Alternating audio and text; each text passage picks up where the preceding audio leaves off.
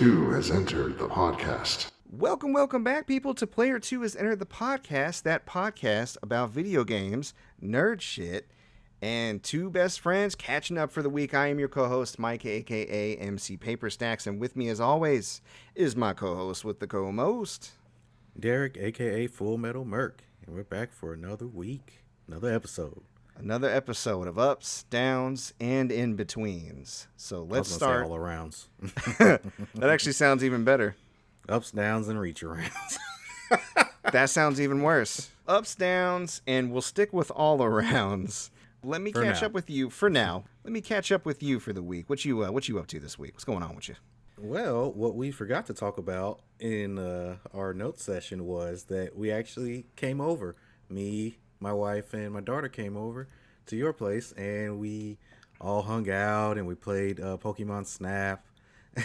And the children could not be less interested in it. Right. It was just me and you. No, yeah, we're going to go in the other room. And this guy's just taking a picture of all the Pokemon's butts. Oh, yeah. It was Pokemon like, Butthole Snap for me. I was taking a picture of all the buttholes. I was trying to make it interesting, to be honest. Yeah, because honestly, it's not fun to just watch. Yeah, I know. I noticed that. So I was like, okay, well, I'm going to try to do some comedy here. And I thought, what's more comical than just shoving that lens right up their butts? So exactly. We had a good time with it. Looking at Pokédonks. Right. That's a contender for the title of the podcast. Pokédonk! Gotta slap them all. Send me the shot. Snapchat me them donks. All right, we're starting off particularly horny today. We apologize. Oh, yeah. But no, I had a lot of fun. Thank you for coming by. Yeah, and we got to watch Prom Night, which I had never seen before. Yeah, it was bad, but it was fun. It was bad. It was fun to make fun of it. Yeah. Yeah.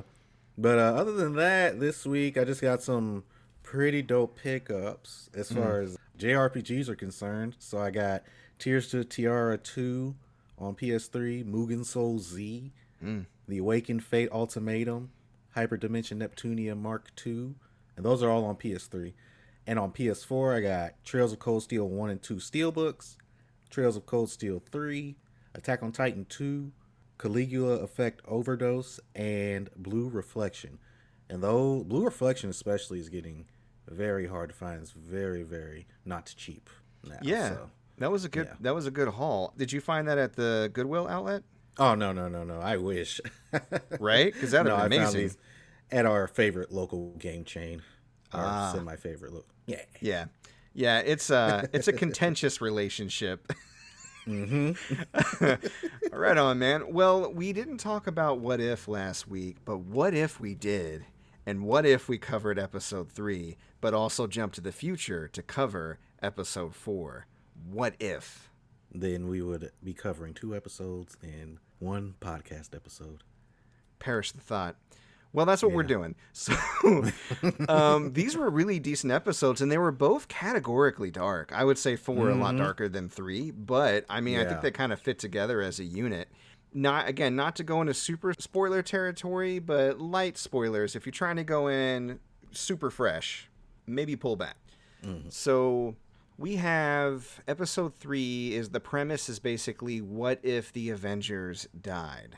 And it kind of happens as the Avengers are forming. It literally goes to that scene in, I want to say it's Iron Man 2 that this happened, because he was like drunk. He was hungover eating donuts in the big donut. And they're like, we need you to, join up. And from there, the events that you would normally see in that movie, the events you would see in Thor when his hammer came down, it starts to deviate. The Hulk comes in with his original movie. Like, there's scenes from all those original movies, but they play out a little differently because somebody's knocking off anybody that has to do with the Avengers initiative. Right. And the reveal took me by surprise. Like, up until the very end, I was like, what? Yeah. Like, I don't know. Who is it? What were your thoughts? I knew who it was as soon as I saw someone's name pop up on a computer screen. I was like, oh, snap. And then they showed it, and then I was like, that completely makes sense. And the way that they go about the reveal and everything is just like, I mean, it's kind of cliche, but still, when you find out who it is, it's just like, oh, wow, yeah, that makes sense. And it's crazy seeing how powerful this certain character actually is and the things that they could do. When Thor got killed, I was like, I didn't buy that one. I don't know if this is before Thor. Something was off about that because doesn't have his power. So I don't know if that's why, because he didn't have his hammer. I feel like you're right, because wasn't in the original Thor, wasn't he like depowered and thrown to Earth? He wasn't just thrown to Earth. But he was still whooping those guys' asses. That's the thing. He was killed by something that would kill an ordinary human, right? Right. And me too. I was just like, something's up. But, I mean, the way that it comes together, it kind of explains it. And wow. I love me a good murder mystery. And that's what we got in episode 3. So good stuff. Good stuff. I like the writing and the dialogue a lot more in episode 3. The writing and the dialogue has been iffy for me in episode 1 and 2. Not bad, but kind of cheesy and not with that a little campy, not with that level of polish you would normally see. Fun, tongue-in-cheek, definitely fan servicey for us. I get it. But, you know, they kind of stepped it up in 3, and in my opinion, they really stepped it up in 4, even with some of the... There were still a few cheesy moments sprinkled here and there. Let us know. Give us the setup for episode 4. So episode 4 is, what if Doctor Strange lost his heart instead of his hands? And his heart being someone that he loves. Most of the episode is him just trying to reverse this death multiple times over and over again. And I've seen it many times before, especially in anime. Time travel is just something that's always done pretty well in anime. And they did it pretty well here too. Man, this was a dark boy. This is a dark baby. I was like, oh my God, I feel so bad for Mr. Steven. I thought it was weird because in the original Doctor Strange movie, Christine is her name. That's the doctor that he works with. At least I think she's a doctor. I'm pretty sure she's like an assistant to surgery. Yeah. They have a romantic relationship of sorts, but it's kind of non-committal, if you will. Mm-hmm. And they start off with him just kind of already being in love with her, you can tell. Right. And, you know, her being like super supportive of him and them kind of not having that kind of back and forth, slight jab at each other that they have in the original movie because he's so full of himself. He's like, whatever, you know. Right. He's not a dick in this universe, apparently. Yeah, I found that a little weird. But if you get past that, I mean, because he did have feelings for Christine. It's just, obviously that wasn't number one on his plate in the original movie. Number one, his plate was getting back to doing surgery. And then even when he had magic powers and stuff, he never came back like, girl, let's patch it up. Right, yeah. Him meeting her later in the movie was incidental. If anything, he just needed help. Mm-hmm. So, but yeah, this was very interesting, and it led Doctor Strange down a path. The whole premise of the episode was an immutable point in time, something that just has to happen, and no matter how you try to derail it or adjust it, it has to happen. And Doctor Strange just not accepting that, and that taking him to a place, a very dark place. Mm-hmm. And I love the premise of how he went about learning to try to challenge it, acquiring power, all the people warning him, how that went, the final confrontation. Everything about the episode, I thought, was extremely well done as far as how it paced through and the progression. And I don't know, like this might be my favorite episode so far, to be honest. Yeah, it was a pretty good one. It was a dark ending. It was sad. I'm sorry, go ahead. Oh, yeah, I was just going to say we also get some more Uatu the Watcher stuff besides him just narrating. Mm-hmm. And I think the Watcher is just such a cool character in itself. Like the fact that there's a being or multiple beings that literally just watch and record what's going on, and they're not supposed to interfere, but they still, you know, have feelings about the situations. Mm-hmm. And it's getting to a point where pretty soon I feel like he's going to be like, okay, I guess I got to do something about this. I kind of like these people. Yeah. And in the comics, the Watchers occasionally do interfere. Actually, my first brush with a Watcher was in Marvel Ultimate Alliance. Do you recall that part in the game? Yep. Yeah. Where he was like, all right, I brought y'all out of that situation. Because I think it was when you're about to get bodied by Galactus. I can't remember exactly what the... I think so. He was like, we were not supposed to interfere. Yeah, it was crazy. He was like, we were not supposed to interfere, but I brought you here. Blah, blah, blah. Right. And I was just like, Okay. Those crisp CG cutscenes. Ooh. Oh, so crisp. Maybe crispy at this point, but crisp at the time for sure. So, yeah, I mean, if you're not watching What If and you're a Marvel fan, what's that Venn diagram look like? That's got to be a sliver, if anything. I don't know if that exists. I mean, people aren't really like loving it 100% or hating it 100%. It seems mixed, their reception, which is fine. It's not going to be for everybody, but each individual episode is self-contained. So if you're not feeling a particular premise, you can still hop in and watch any one of these episodes. And honestly, of all the ones that we saw so far, one seems to me the most kind of by the book, slight deviation. Episode 2 deviates a lot, but you have to take a lot of mental leaps with how the characters flow. Episode 3 and 4 to me felt a little bit darker, but also somewhat more grounded in their what-ifness, if that makes sense. Yeah. So I'm so excited to see what else we have in store. We got 2 more episodes, right?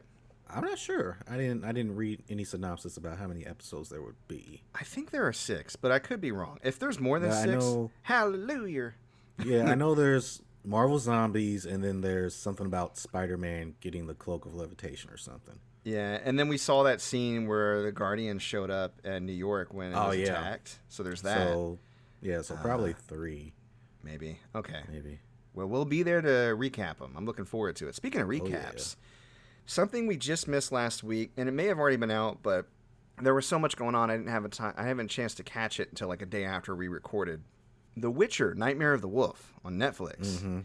Now, you had mentioned this before, that what if it's Vesemir? I don't know if we ever actually confirmed it or not, but it is Vesemir, the main character. Young baby Vesemir. The old baby. Black-haired Vesemir. Yeah, so you get to see where he lived as a child, how he got entangled with Witchers, what Witchers were like when he was young, because in the books, like in Geralt's time, and also by proxy the games, no new Witchers are being made. Right. And you get some knowledge on the Trial of the Grasses, which is the ritual in which Witchers are made from young boys, how deadly it is, how terrible it is. But then you see it firsthand in this movie, and you're like, oh, woof, woof. It's kind of described even worse in the books, but to see it kind of play out was still, it was touch and go. I've softened on this movie. When I first watched it, I felt like it was just kind of slamming through with its pace. And the action was just bombastic from jump. Like, it opens with a crazy action scene against a Leshen, which is like this woodland creature that kind of wears like a deer skull, and it can shoot thorns through people and stuff. It's crazy. But taken as a whole, like once I sat back and thought about the movie after I completely finished it, I really enjoyed it. I think for a non-Witcher fan, you're looking at like a 2.5 out of 5. I'm not, because it's not interested in holding your hand. It explains some things just by relation to being a movie and trying to move the plot along, but a lot of stuff it just takes for granted. It just shows the Witcher doing things, and you're like, why is he doing that? What's that for? And unless you're a fan of the books and the movies, you're not going to really know. And I think that that's going to lose a lot of people. I mean, to be honest, the TV show lost a lot of people. People were like slamming it, going, oh, this is like Game of Thrones, but it sucks. And I'm like, I can't make the comparison to Game of Thrones because The Witcher's so different in my mind. To me, it's like a dark version of Grimm's fairy tales, which is already pretty grim if you think about it. But it's like edgelord Shrek. You know what I mean? I think for a Witcher fan, it's still average. I would say 3.5 out of 5 for a Witcher fan. And again, that's not to say it's bad. It's just, I feel like it could have been executed better as far as like scene to scene, how it flowed. And I appreciate for what it was. And the animation and the action is top notch. If you go to this looking for action and looking for good animation, you're going to find it. If you go to this looking for a story that's going to hit you really hard, there's not a whole lot of twists and turns that are unexpected. And also it's a prequel, so you kind of know how some things are going to shake out. Right. So as a Witcher fan, I recommend it. For non-Witcher fans, again, do you like anime? Do you like anime that animes the shit out of that anime? Then you might enjoy it. All right, cool. That's my recommendation. I'm definitely going to try and get to watch it this week. All right, I'm interested to hear what you have to say about it. Maybe we'll do a spoiler sometime on it. Who knows? Speaking of being interested in hearing your thoughts, at this point, I think it'd be good to discuss what we've been playing this week. So, Derrick, my good friend, what you playing this week? Incidentally, I had got a copy of Way of the Samurai 3 for PS3, and it was looking a little like a couple of scratches on it, so I was like, let me put this in, make sure it works before I list it. And oh my god, you want to talk about jank? This is no Ghost of Tsushima. Before there was Jin Sakai, there was Way of the Samurai 3. And it's... So here's the thing. The cool thing, you can create your own customizable character, different weapons, what have you, and it just kind of drops you into the game.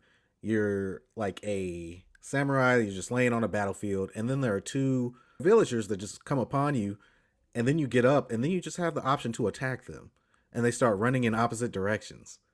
And I start chasing after one, and there's no like waypoint or anything, nothing to tell you where to go. And then I just go the opposite direction and go into a village. And then you can just attack villagers, but they don't actually get hurt. They just start running from you. And it's just like, what's going on? What's the point of letting me attack the villagers and blood coming out of the villagers if they're just going to run away, you know? Yeah, it seems a little weird. What system's that on? PS3, and it's also on Xbox 360. But yeah, it was pretty janky, but, a fun little thing to test out and see how far we've come for samurai games, especially with Ghost of Tsushima out. But also, this week, I barely played any Legend of Legaia because, as I said last week, I was stuck on that boss. And I grinded for about an hour and a half. And of course, I gained like A level. So after that, I was just like, I'm going to try and beat the boss on my next playthrough session. And if I don't beat him then I'm going to try and grind some more. But that's just too much grinding. I'm hoping I can beat them because Tales of Arise comes out Friday. And I'm going to drop everything for it. As you should. So, yeah. So, that's what I've been playing. Not much time for games this week, but, it was Nora's first week of preschool, so she did real good this week, and that's just kind of what I've been focusing on. I get you. Yeah. I think it's funny that we were both really excited about the director's cut of Ghost of Tsushima, and not only have we not played it yet, but you literally played another worse samurai game instead. That's so funny to me. I'm going to get to it, but I've been kind of putting it off myself. I don't know why, but maybe this week. There's a holiday coming up. We got Labor Day. Labor Day might be Ghost of Tsushima Day. Hell yeah. We'll see. So I played more of the Ascent. It continues to be a video game. One thing I don't like about Ascent that I'm finding as I play more of it is the waypoint system. There's a lot of side quests that you get access to, especially early on. And they tell you what level the side quest is for, so if it's too high level, then you probably shouldn't do it. But even for side quests where you are at the level, sometimes they'll have you go to an area of the map where between you and the goal is a bunch of higher level enemies that are really tough to get through. Yeah, sounds like Xenoblade to me. Yeah, so they do. Yeah, except for it's more corridor-like because this is like a isometric dungeon crawler, like think Diablo. Right. You know what I mean? So unlike Xenoblade, where you can kind of run around the area, maybe run around them. There, you got no chance. Here, you got to fight, and it's really tough. I think it probably plays better in multiplayer, but I'm not playing in multiplayer right now. I'm playing a single player because you gave me that option.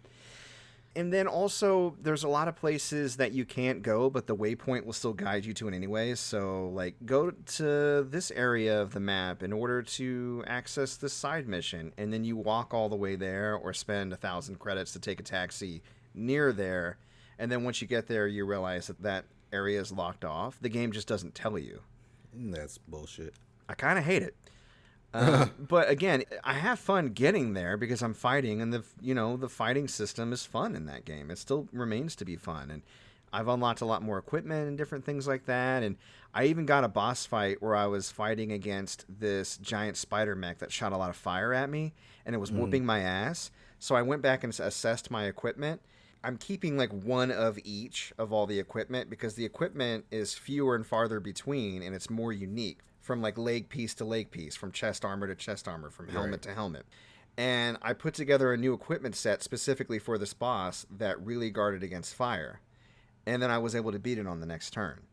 So I like the strategy of, okay, what enemies are you up against? Like right now I'm rocking an SMG that's ballistic, so it uses kind of like metal ammunition. But I also have an energy assault rifle, which is more effective as you would assume it would be against robots, right? Right. And sometimes I'll switch out like my side abilities. Maybe I want something to heal me because I know there's not a lot of healing in this particular area. Or maybe I want like an auto turret that I can lay down and it can, lay down some cover fire and take some of the heat off of me because there's just a big concentration of enemies in a particular area. So I'm really digging the strategy in this game. It's wonderful. I'm not sure how much longer I'm going to play it, but I took a break from it. Wait, what do I hate?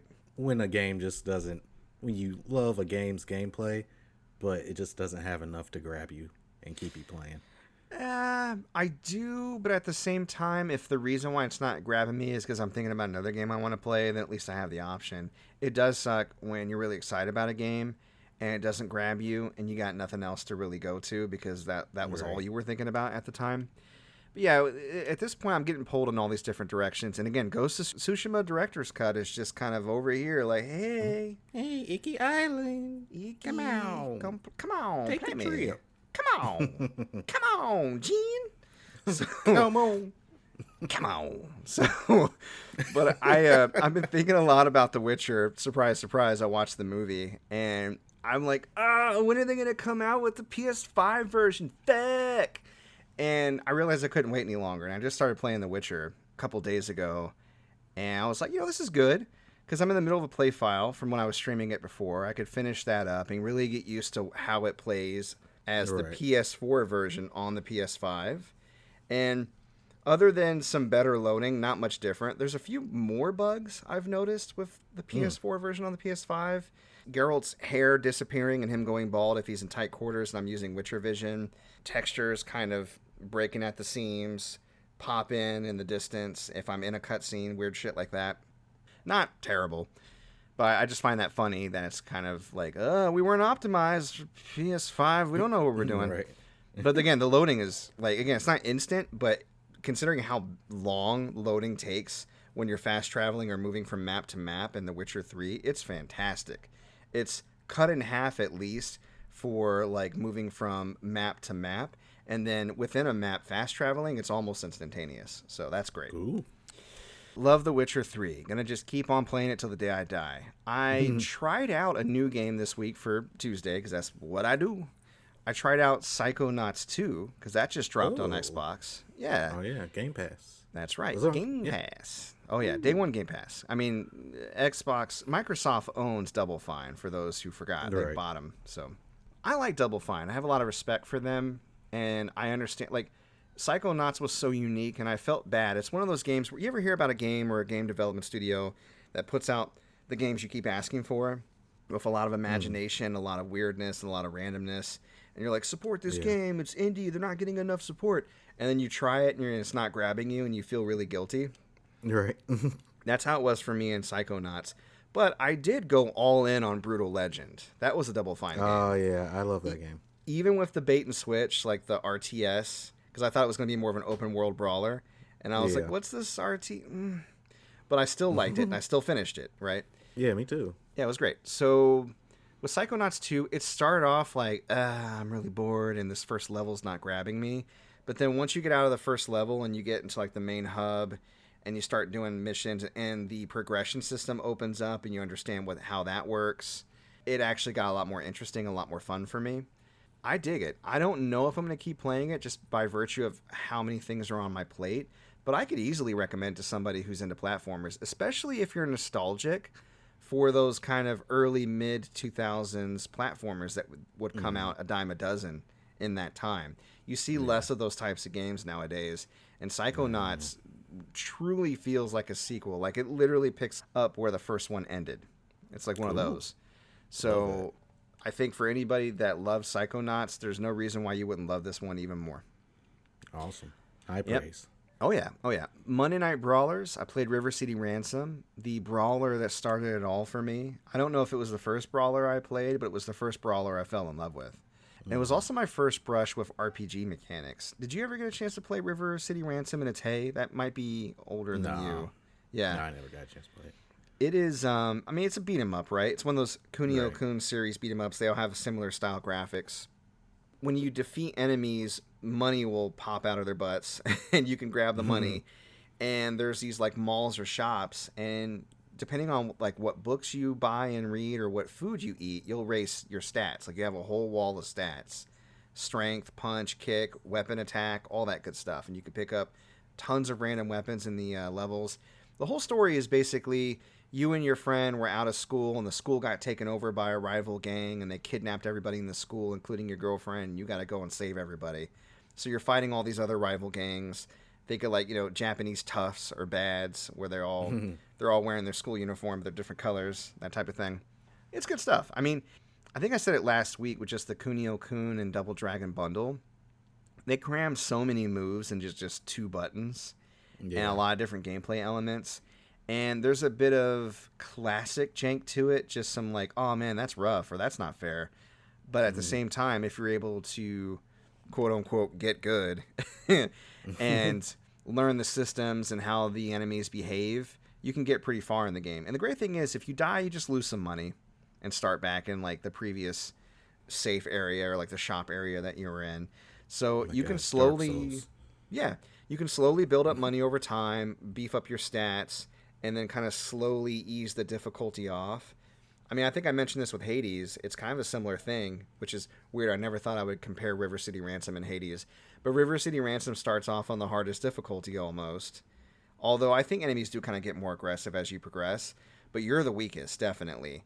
And then you start to, really get stronger slowly, little by little, stat point by stat point, and you kind of slog your way through the streets, kicking ass, until you get really good at controlling the character, and you can survive like the onslaught of attacks.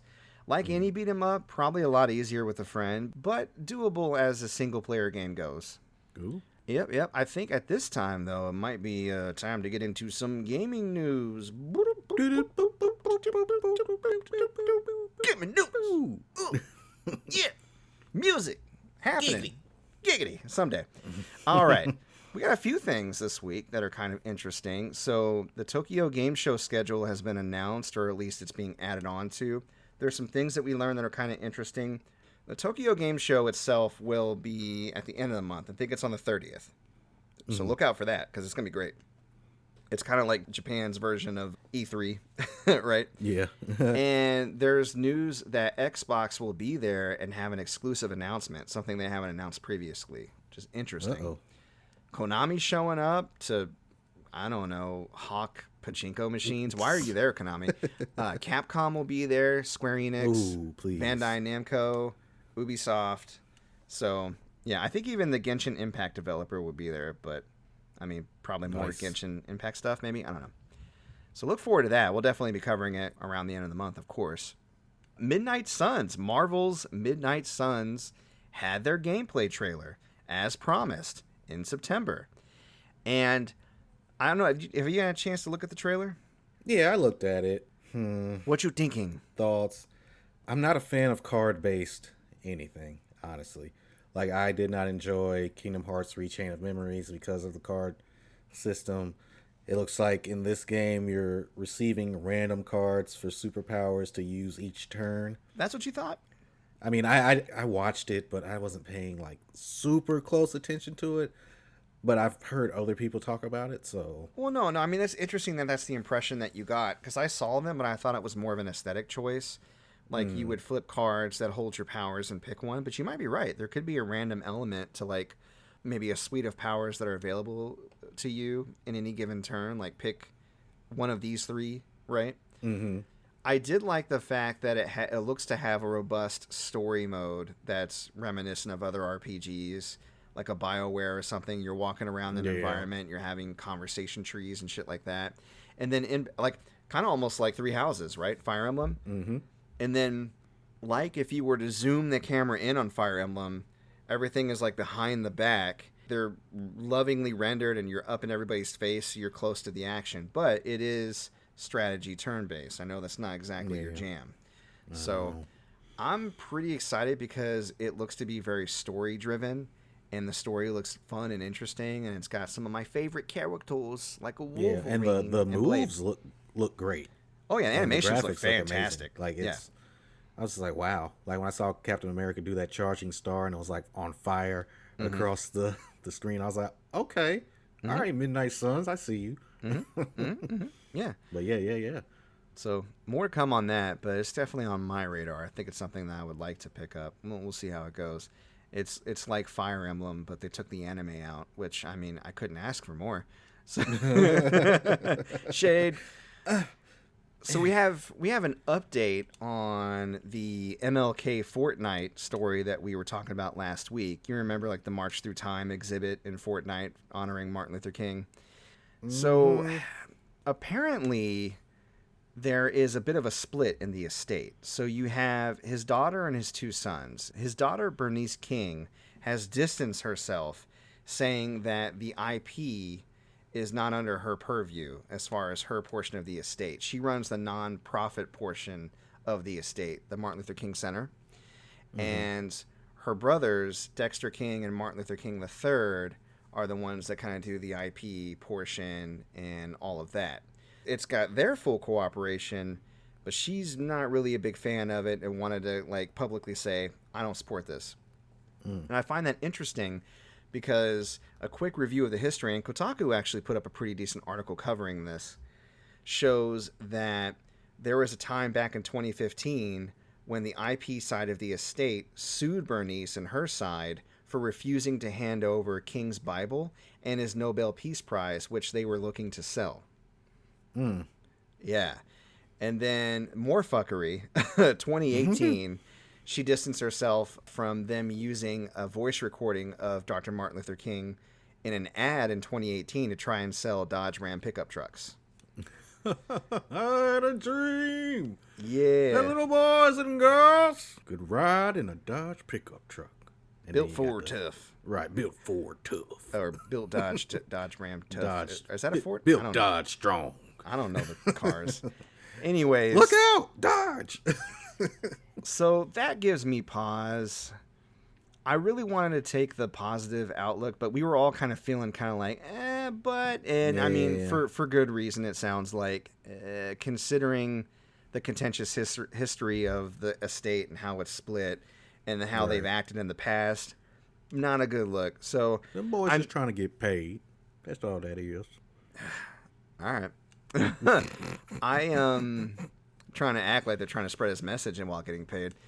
Right. I said I was going to hop in Fortnite and check out the exhibit. I haven't done it yet, but I'll try and do that this week because it shouldn't be that hard. I never played Fortnite, but you just, what do you do? You get on the interwebs and you download Right, yeah. Fortnite.net.com.xex file. Plug in your LAN cable. Yeah. you put your www in. And yeah, so I don't know. I'll check it out and see. Maybe we'll play it on Switch or something and take a look at it.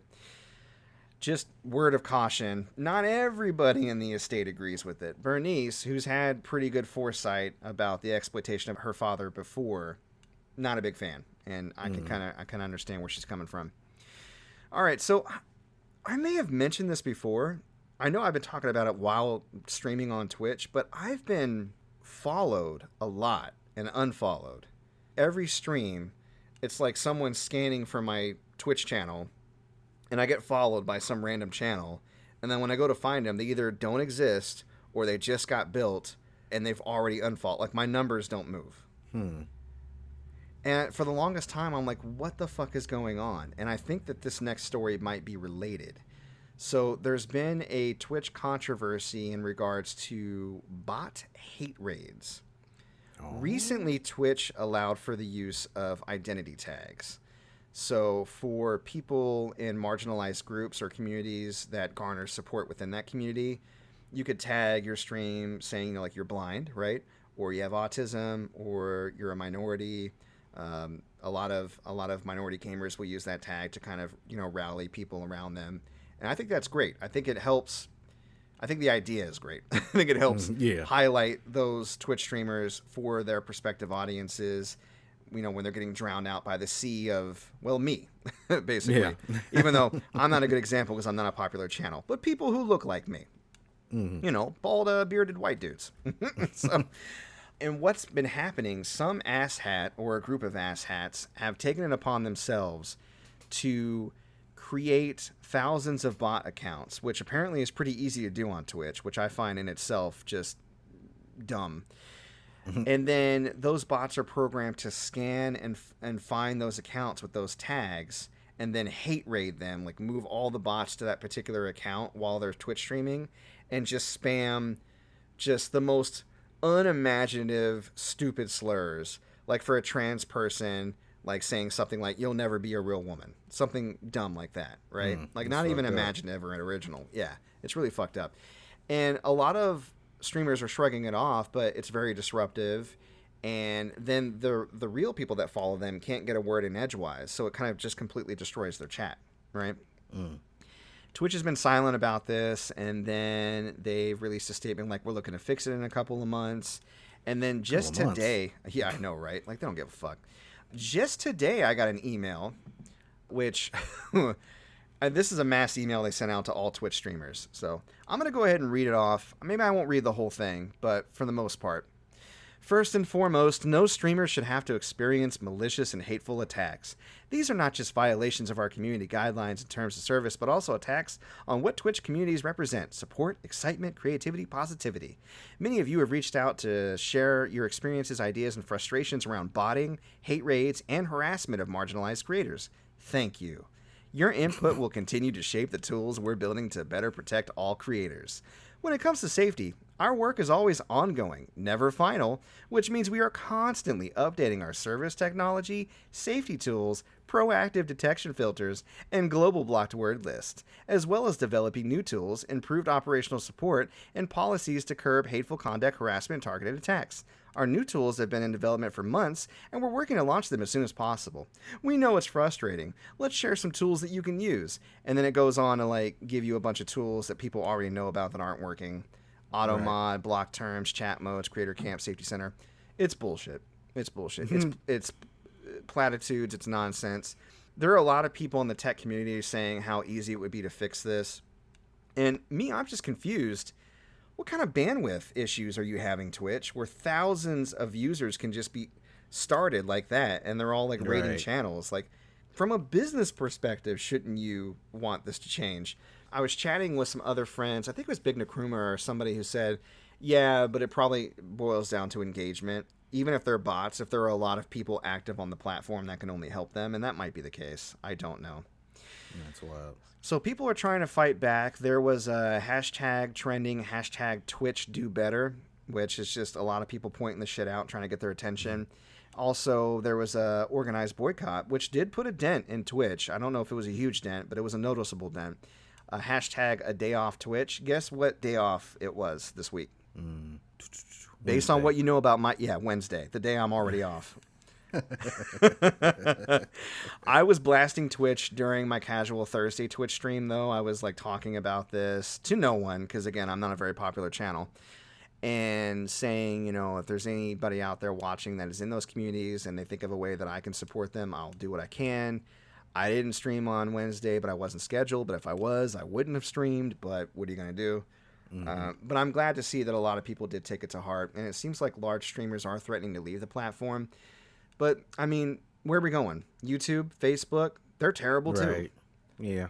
You can't escape it. Everybody sucks. Everybody sucks. So what do? You do what you can. You spread the word. You support people.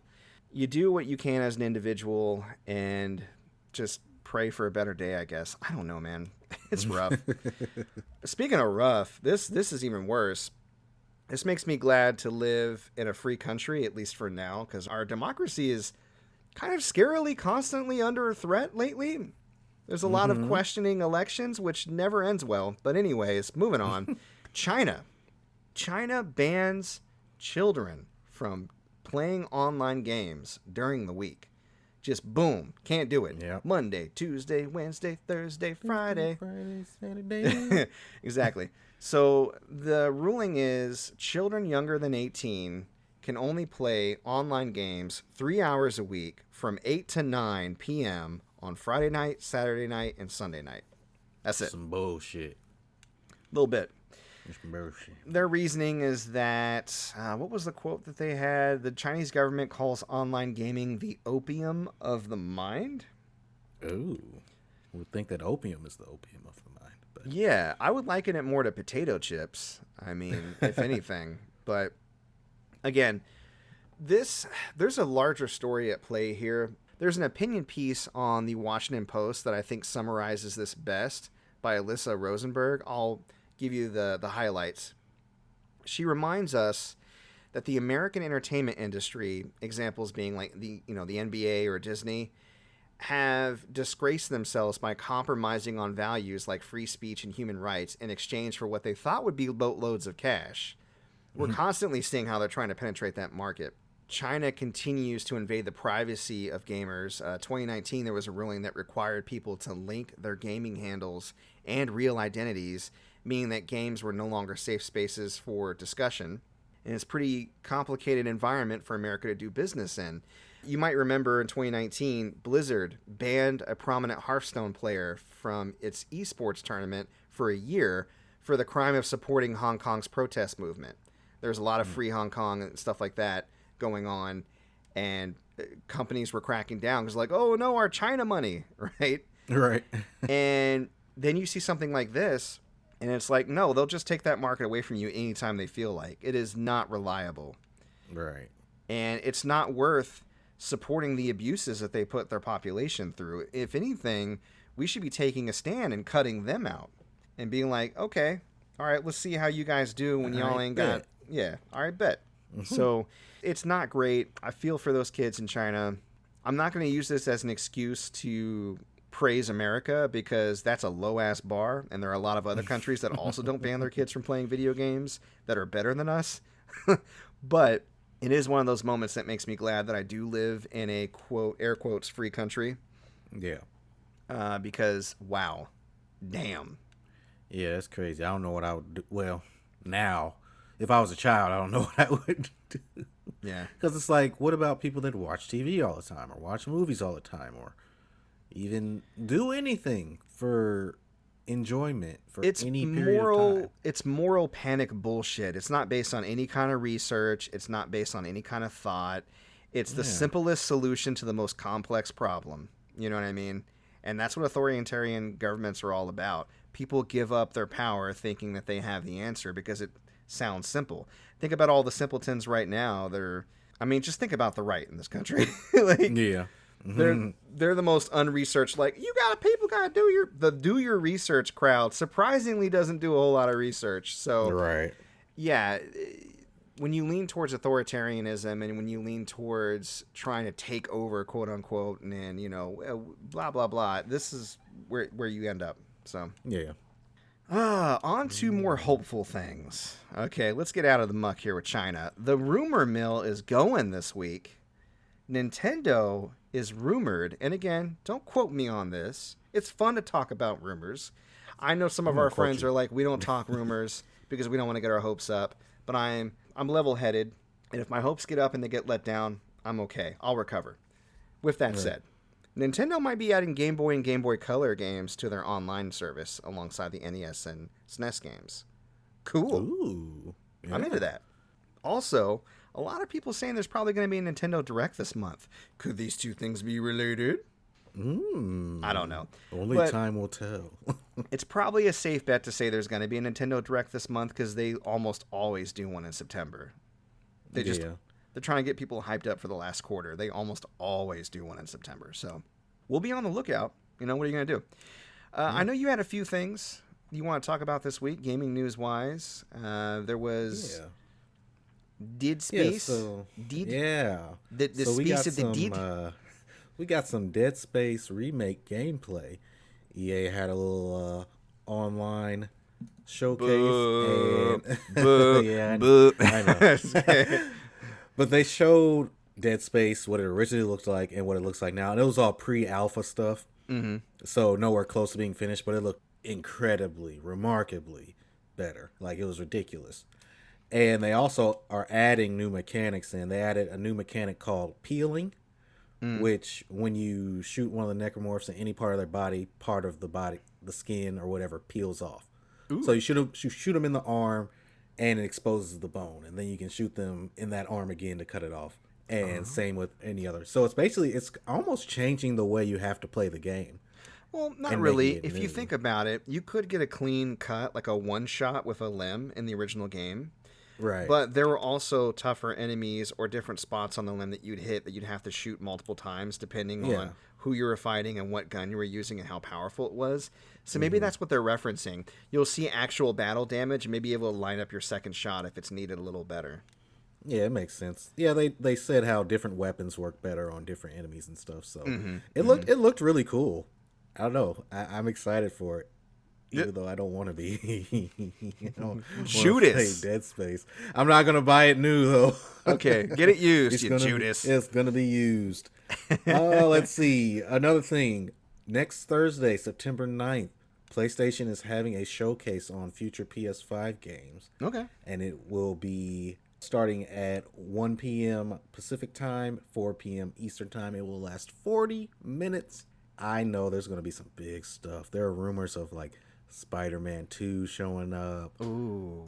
God of War. If they don't show anything from God of War Ragnarok, then that's just going to be a huge missed opportunity. I'm sure we'll see some more Horizon Forbidden West. And they said some studios that are very creative will be making an appearance as well. So I'm very excited to see what Sony has lined up, because I always really enjoy Sony's like big showcases. Yeah, maybe Not we'll get so some much Final their Fantasy news, you know? Man, that's what I'm saying. Bruh. Another one. Because I need more than that first trailer, man. I need more. Give me more, baby. Yeah, I'm really Get some excited to play gameplay. Final Fantasy 16. It looks like it's going to be a lot of fun. Yeah. Again, on the Sony side, we got the PS Plus games for September. Okay. Overcooked 2 for PS5. Which, All you can I eat. mean, Overcooked's all you can eat, edition. actually. Yeah. Oh, okay. So that's 1 and 2. Okay. Hitman 2 for PS4 Mm-hmm. and Predator Hunting Grounds for PS4. And since Predator Hunting Grounds is a multiplayer game only, then that should help boost up their numbers. I didn't get a chance to play it. I might check it out, but I didn't hear great things about it. So Yeah, I didn't hear good things from Predator fans. They were like, eh. So, yeah. So, me. Yeah. Well, that's it for gaming news. Cool. All right. Well, we had a listener question come up, but it was kind of complicated, so we're going to think on it for the week. But maybe we'll put it out to you folks out there, so I'll let everybody know what it is, and maybe we can all think on it for a little while, and people can write in if you guys have any suggestions or ideas that you come up with, because this is a complex topic. So I'll quickly read it off. John R. on Facebook writes, I'm watching Marvel's What If, and I'm wondering, what is your video game What If? And here's what he means by that. An alternate universe video game history caused by an event changing, and his example is, what if Pokemon had released 10 years earlier on the original NES? Would it still have been a pop culture juggernaut? Would anime have taken over quicker in the US? So many possibilities. So that's complex. That is something that we're going to have to think on for a while. But I like posing a listener question and marinating on it for a week. That's good stuff. Yeah. So, yeah, let us know And what I you actually- guys... Oh, go ahead, sorry. I actually, as you were saying it, I thought of one. And Oh it's my a God. big one. Oh, now you got to say what it is. Yeah. So and I'm going to be thinking about everything this could affect all week. But what if the Nintendo PlayStation actually came out? Oh, okay. So That has widespread what if- ramifications. what if Nintendo went in on the disc and PlayStation Yes. never happened? It was just Nintendo. Would Xbox have ever? Oh my God, that is crazy. Right. Would Sega still be in the game now? Like, Yeah. exactly. So we're going to talk about that next week. Holy crap. Holy crap. That's a good one. I love that one. Yeah. Awesome. Yeah. All right. So stay tuned for that. And again, anybody that reaches out to us through any of the channels, we will make sure to include your responses. I'm very interested to hear what people think about that. I think it's a cool topic. Yeah. Speaking of cool topics, man, at the end of the show, we always like to talk about what we're feeling. And I want to know firsthand from you, Derrick, this week, what are you feeling? I'm feeling boba tea. It is something that I first experienced when I got with my wife, and I'd never heard of it before. And basically, it's just, it's tea. It's got these things called boba in them, and they pop, and they have like little juice inside. Little jellies. Yeah, Little and boba I get like jellies. extra in mine. But recently, all week we've gotten it delivered like probably 5 times or something this week. Wow. But I've been getting the strawberry milk tea with the tapioca at the bottom. And oh my God, it's just so chewy. It's so good. It's so yummy. So I'm really into the boba. I love boba. I have some in front of me right now. I'm going to take some. I'm going to eat some. Wow. So you're on a boba kick right now. That's what you're saying. Oh no. Oh no. I almost dropped boba on my Mac. Trying to show off for the pod. Wow. And they can't even see you. Only I can. Right. Exactly. But yeah, that's what I'm feeling this week, man. What are you feeling? So I discovered a kind of a cool podcast this week that I want to talk about. I don't know if you knew this, but JB Smoove has a podcast. What? Yes. It's called May I Elaborate? Daily Wisdom from JB Smoove. Ooh. And it's bite-sized too. Like, it's a good palate cleanser if you're in between podcast episodes or your main podcast hasn't released something yet. You can pop one of these on. It's JB Smoove, of course, and there's another host. His name is Miles. And think of the dynamic like, you know how like when you're being funny and telling jokes and I'm very dry and not reacting to them? Mm-hmm. That's kind of the dynamic they have. JB's riffing the whole time and being hilarious, and Miles is like, yeah, okay. Yes, that's cool. Moving on. Their premise, I know, it's just like that too. I love it. And JB's unfazed. He just keeps going. But their premise is they have this book of like daily affirmations or daily wisdom that they read from, and then JB gives his interpretation.